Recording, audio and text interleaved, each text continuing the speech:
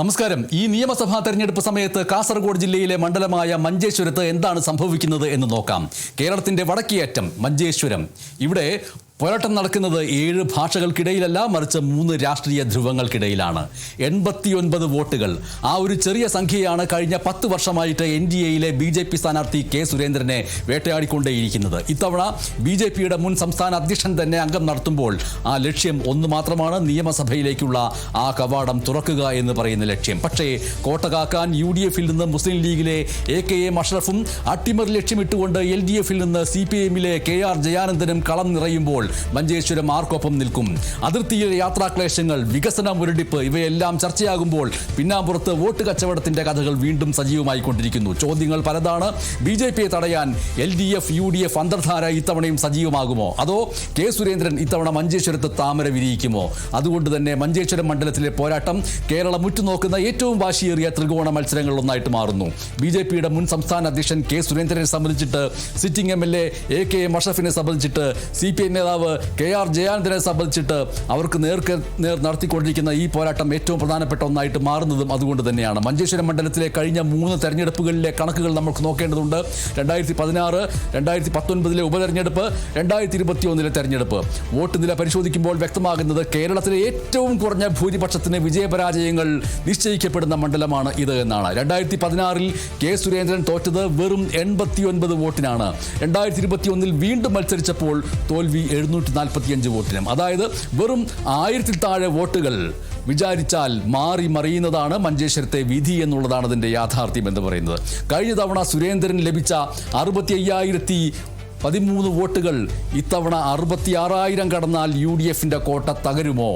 വെറും 745 വോട്ടുകൾക്ക് മഞ്ചേശ്വരം കാത്തു സൂക്ഷിക്കുന്ന മുസ്ലിം ലീഗിന് ഇത്തവണ അത്രയും ആത്മവിശ്വാസമുണ്ടോ? 2016 49,728 വോട്ടുകൾ കിട്ടിയ BJP 2021 അത് 65,013 വർദ്ധിപ്പിച്ചു എന്നുള്ള കാര്യം മറക്കരുത്. അതായത് 5 വർഷം കൊണ്ട് ഏകദേശം 15,000-ഓളം വോട്ടുകളുടെ വർധനയുണ്ടായി എന്നുള്ള കാര്യം മറക്കരുത്. BJPക്ക് ഓരോ തെരഞ്ഞെടുപ്പിലും വോട്ട് കൂടിക്കൊണ്ടിരിക്കുന്നു. വോട്ട് വിഹിതം എന്ന് പറയുന്നത് 35% നിന്ന് 37.7% ഉയർന്നു. ഈ ട്രെൻഡ് തുടർന്നാൽ ഇത്തവണ കെ സുരേന്ദ്രനെ തടയാൻ ആർക്കാണ് കഴിയുക? മഞ്ചേശ്വരത്ത് LDF വോട്ട് കൂടുന്നത് ആരെയാണ് ബാധിക്കുന്നത് എന്നത് നിർണായകമായിട്ടുള്ള കാര്യമാണ്.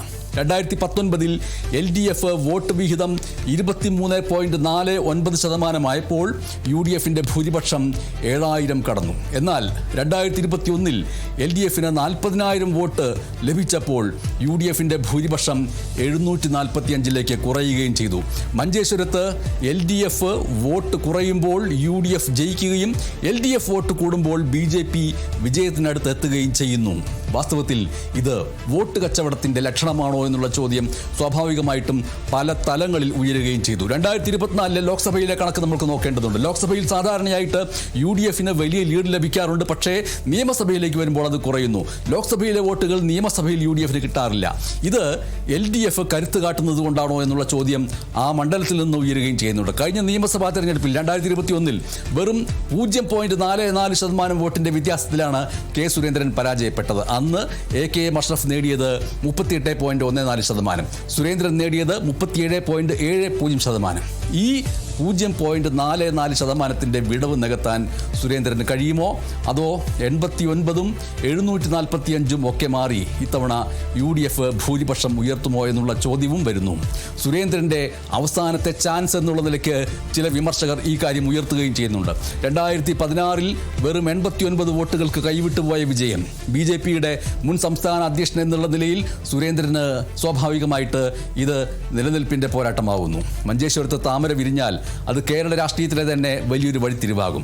കഴിഞ്ഞ 2 തവണയും 2ാം സ്ഥാനത്തെത്തിയ സുരേന്ദ്രന് ഇത്തവണ ആ 89 വോട്ടിൻ്റെ ശാപം മറികടക്കാൻ കഴിയുമോ? മുൻ സംസ്ഥാന അധ്യക്ഷൻ തന്നെ മത്സരിക്കുമ്പോൾ മഞ്ചേശ്വരം പിടിച്ചെടുക്കുക എന്നത് BJPയുടെ അഭിമാന പ്രശ്നമാണ്. പക്ഷെ തോറ്റാൽ അത് സുരേന്ദ്രൻ്റെ മാത്രം പരാജയമാകുമോ അതോ BJP രാഷ്ട്രീയത്തിൻ്റെ അന്ത്യമാകുമോ എന്നുള്ള ചോദ്യവും അവിടെ നിന്ന് ഉയരുന്നുണ്ട്. UDF കോട്ടയിലെ വിള്ളലുകൾ അത് പ്രധാനപ്പെട്ടതാണ്, ശ്രദ്ധിക്കേണ്ടതാണ്. മുസ്ലിം ലീഗിൻ്റെ ഉറച്ച കോട്ടയാണ് മഞ്ചേശ്വരം. പക്ഷേ കഴിഞ്ഞ കുറച്ചു കാലമായിട്ട് UDFിൻ്റെ ലീഡ് അവിടെ കുറഞ്ഞു വരുന്നു. AKM അഷ്റഫ് കഴിഞ്ഞ 5 വർഷം മണ്ഡലത്തിൽ നടത്തിയ പ്രവർത്തനങ്ങൾ വോട്ടായിട്ട് മാറുമോ? അതോ BJPയെ തടയാൻ LDFിന് വോട്ട് മറിയുമോ എന്നുള്ള പേടി UDFിനുണ്ടോ? മഞ്ചേശ്വരത്ത് UDF വിജയിക്കുന്നത് സ്വന്തം കരുത്തിലാണോ അതോ BJPയെ പേടിച്ച് LDF വോട്ടർമാർ നൽകുന്ന ദാനത്തിലാണോ? ഈ രീതിയിലുള്ള ചോദ്യങ്ങൾ ഉയർന്നുകൊണ്ടേയിരിക്കുന്നു. LDFിൻ്റെ ജയാനന്ദൻ തന്ത്രം എന്താണ്? CPIM ജില്ലാ സെക്രട്ടേറിയറ്റ് അംഗം KR ജയാനന്ദൻ, മണ്ഡലത്തിൽ സുപരിചിതനായ വ്യക്തി. സാധാരണയായിട്ട് മഞ്ചേശ്വരത്ത് LDF 3-ാം സ്ഥാനത്താണ്. എന്നാൽ ജയാനന്ദൻ പിടിക്കുന്ന ഓരോ വോട്ടും BJPയുടെ വിജയസാധ്യതയെ ബാധിക്കും. LDF വോട്ട് വർദ്ധിപ്പിച്ചാൽ അത് സുരേന്ദ്രന് ഗുണകരമാകുമോ എന്നുള്ള ചോദ്യം മറുഭാഗത്ത് ഉയരുന്നുണ്ട്. മഞ്ചേശ്വരത്ത് LDF മത്സരിക്കുന്നത് ജയിക്കാനാണോ അതോ UDFനെ തോൽപ്പിച്ച് BJPയെ സഹായിക്കാനാണോ എന്നുള്ള ചോദ്യവും ഈ പ്രചാരണ വേളയിൽ പല ഭാഗങ്ങളിൽ നിന്ന് ഉയരുകയുണ്ടായി. നിങ്ങളുടെ വോട്ട് വിഹിതം കുറയുന്നത് BJPയെ ഭയന്നാണോ എന്ന് ചിലർ ചോദിക്കുകയും ചെയ്തു.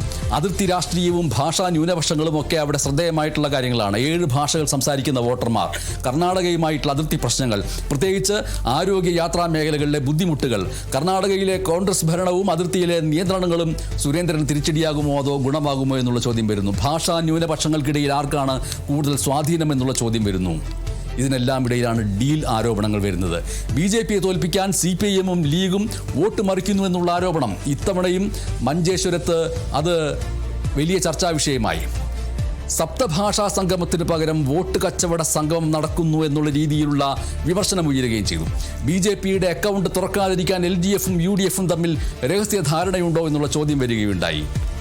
NDAയിലെ സുരേന്ദ്രനോട് ചോദിക്കപ്പെട്ട ചോദ്യങ്ങൾ 2 തവണ കൈവിട്ട മണ്ഡലം ഇത്തവണ സുരേന്ദ്രനെ തുണയ്ക്കുമെന്ന് എന്താണ് ഉറപ്പ് എന്നുള്ളതാണ്.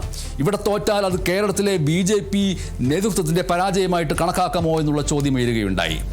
UDFിന് നേരെ, UDFിൻ്റെ AKM അഷ്റഫിനോട് നേരെ ഉയർന്ന ചോദ്യങ്ങൾ കഴിഞ്ഞ തവണത്തെ 745 വോട്ടിൻ്റെ ഭൂരിപക്ഷം ഇത്തവണ ഇല്ലാതാകുമെന്ന് ഭയമുണ്ടോ എന്നുള്ളതാണ്. BJP വോട്ട് വർദ്ധിപ്പിക്കുമ്പോൾ UDF LDF വോട്ടിനായിട്ട് കൈ നീട്ടുന്നുണ്ടോ എന്നുള്ള ചോദ്യം വരുന്നു. LDFിനോടുള്ള ചോദ്യങ്ങൾ അതെന്താണ് അവിടെ ഉയരുന്നത്? KR ജയാനന്ദനോട് ഉയർന്ന ചോദ്യങ്ങൾ. CPIM വോട്ടുകൾ കഴിഞ്ഞ തവണ കുറഞ്ഞത് BJPയെ തോൽപ്പിക്കാൻ ലീഗിന് മറിച്ച് നൽകിയത് കൊണ്ടല്ലേ എന്നുള്ള ചോദ്യം വരുന്നു. ഇത്തവണയും അത് ആവർത്തിക്കുമോ എന്നുള്ള ചോദ്യം വരുന്നു. ഇങ്ങനെ മഞ്ചേശ്വരത്ത് നിന്ന് ഉയരുന്ന ഈ ചോദ്യങ്ങൾ അവിടുത്തെ വോട്ടർമാരുടെ മനസ്സിലുമുണ്ട്. ആ വോട്ടർമാരുടെ ഹിതത്തിന് അഥവാ ജനഹിതത്തിന് വിധി വിട്ടുകൊണ്ട് നന്ദി, നമസ്കാരം.